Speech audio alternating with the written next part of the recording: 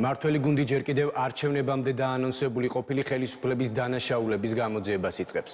როგორც ქართულ ოცნებაში აცხადებენ, საგაზაფხულო სესიის პირველივე კვირაში შეიქმნება 2013-12 წლებში მოქმედი რეჟიმისა და რეჟიმის პოლიტიკური თანამდებობის პირების საქმიანობის შემსწავლელი დროებითი საგამოძიებო კომისია. ამ კომისიის ფორმატში მოხდება ნაციონალური მოძრაობის ხელისუფლების თანამდებობის პირების გამოკითხვა. მომზადებული დასკვნა კი შემდგომი რეაგირებისთვის პროკურატურას და სხვა უწყებებს გადაეგზავნება. ინიციატივა საზოგადოება ქართული ოცნების აღმასრულებელმა მდივანმა გააცნო. როგორც მამუკა მდინარაძე აცხადებს, საქართველოს იგივენაირად სჭირდება რადიკალური ოპოზიციისგან გათავისუფლება, როგორც ამერიკას Deep State-ისგან. მაშინ, როდესაც მართველი გუნდის საგამოძიებო კომისიის შექმნას ჯანსაღი პოლიტიკური სისტემის ჩამოყალიბებისთვის საჭირო გადაწყვეტილებად აცხადებს, ნაციონალურ მოძრაობაში ინიციატივას არაადეკვატურს და არსებულ პოლიტიკურ რეალობასთან აცდენილს უწოდებენ. თითქმის იდენტურია დანარჩენი ოპოზიციის პოზიციაც. თამარ ციკლაურიგი ამბობთ. 2013-12 წლების რეჟიმის შეფასებას აქვს გადამწყვეტი მნიშვნელობა ქვეყნის წინაშე არსებული საფრთხეების პრევენციის და საქართველოში ჯანსაღი პოლიტიკური სისტემის ჩამოყალიბებისათვის. 2003-2012 წლებში ხელისუფლებაში მყოფი პოლიტიკური ძალის ქმედებების შეფასება მალე იმ დროებითი საგამოძიებო კომისიის პრეროგატივა გახდება, რომელსაც მმართველი პოლიტიკური პარტია საგაზაფხულო სესიის პირველივე კვირაში შექმნის. როგორც უმრავლესობის ლიდერი ამბობს, კომისიის შექმნის მთავარი მიზანი წინა ხელისუფლების სისტემური დანაშაულების გამოძიება და რეჟიმის შეფასება იქნება. კომისია 6 თვის განმავლობაში იმუშავებს, დაიბარებს და გამოკითხავს ნაციონალური მოძრაობის ხელისუფლების თანამდებობის პირებს და არა მხოლოდ, ანუ ყველას, ვისაც შესაძლოა რაიმე ბრალი მიუძღოდეს ჩადენილ დანაშაულებში. 2013-12 წლების რეჟიმის მიერ ჩადენილი უმთავრესი სისტემური დანაშაულების შესახებ ფართოდ არის ცნობილი. ესენია: პატიმრების წამება და წამების სისტემა საჯელახსოვრების დაწესებულებებში, ადამიანების მკვლელობა, ძალადობა, პირადი ცხოვრების ხელყოფა. კორუფცია და ბიზნესზე ზეწოლა აქტივების დათმობისა და თანხის გამოძალვის მიზნით. კანონიერი მფლობელებისგან მედია საშუალებების მისაკუთრება. 2008 წლის ომის დაწყების აღიარება და ქართველი სამხედროებისათვის ომის დანაშაულის დაბრალება. აღნიშნული სისტემური დანაშაულების გამოძიების მიზნით და რეჟიმის შესაფასებლად.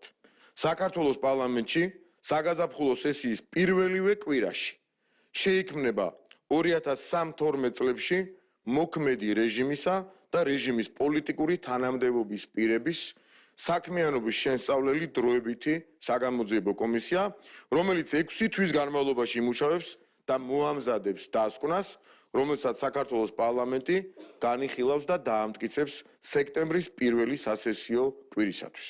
სპეკულაციების გამოსარიცხად, იმთავითვე ხაზგასმით ვაცხადებთ, რომ 2008 წლის ომის საქმეზე გამოძიების ადრესატები არ იქნებიან სამხედრო მეთაურები და ჯარისკაცები.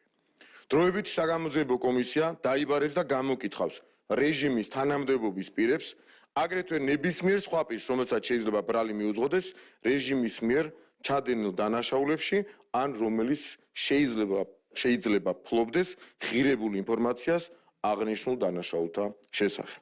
როგორც მამუკა მდინარაძე ამბობს, საგამოძიებო კომისიის შემდეგ ყოფილი ხელისუფლების ქმედებების უკვე სამართლებრივი შეფასება საქართველოს პროკურატურის პრეროგატივა გახდება, თუმცა მანამდე საპარლამენტო უმრავლესობის ლიდერმა კიდევ ერთხელ განმარტა ის, თუ რატომ გეგმავს ქართული ოცნება ახლა უკვე ოპოზიციაში მყოფი ძალის ქმედებების სამართლებრივ შეფასებას.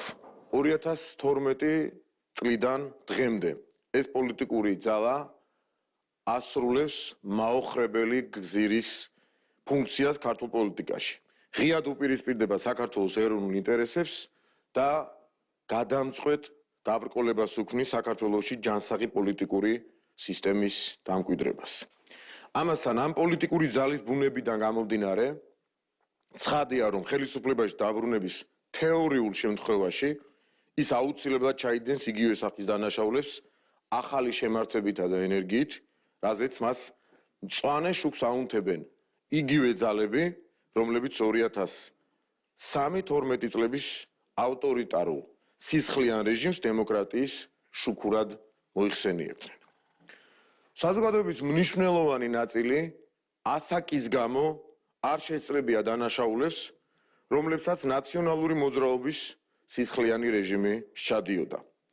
მრავალ ადამიანს კი ეს დანაშაულები სულ მცირე ემოციურ დონეზე აქვს მივიწყებული.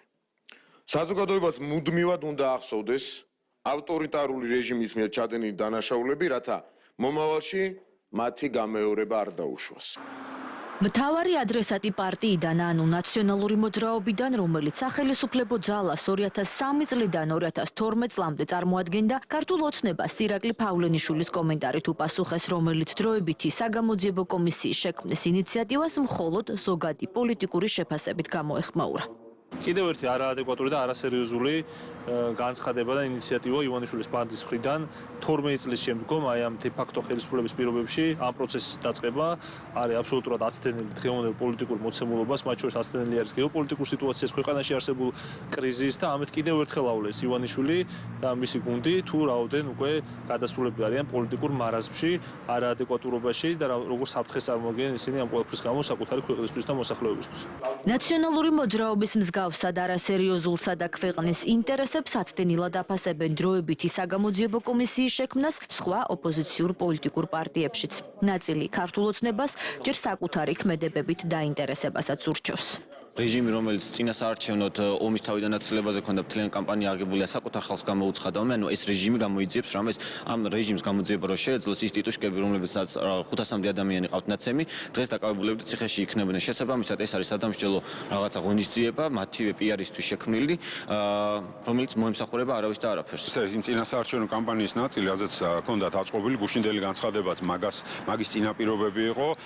ყველაზე სამწუხარო აქ ის არის, რომ მათი მცდელობა არის საქართველოს სახელმწიფო მიუხედავად იმისა, ვინ იყო მაშინ ხელისუფლებაში, დაადანაშაულონ ომის დანაშაულში და პრაქტიკულად გაიმეორონ ის სტრატეგიული ხაზი, რომელსაც აი 2008 წლიდან რუსეთის ხელისუფლება ახორციელებს. რაღაც ხონდა აკეთონ პარლამენტში ზიან მარტო და არაფერი საქმე არ აქვთ.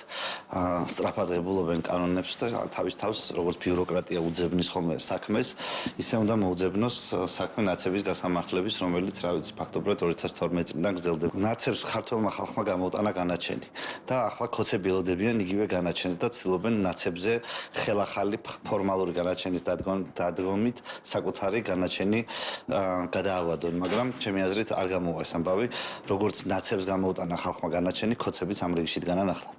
ოპოზიციური პოლიტიკური პარტიებისა და პირველ რიგში ნაციონალური მოძრაობის მსგავსი გამოხმაურებების ფონზე საინტერესოა რამდენად ითანამშრომლებენ კომისიასთან ამ პარტიის წევრები, რომელთა გამოკითხვაც უკვე დააანონსა მმართველმა გუნდმა.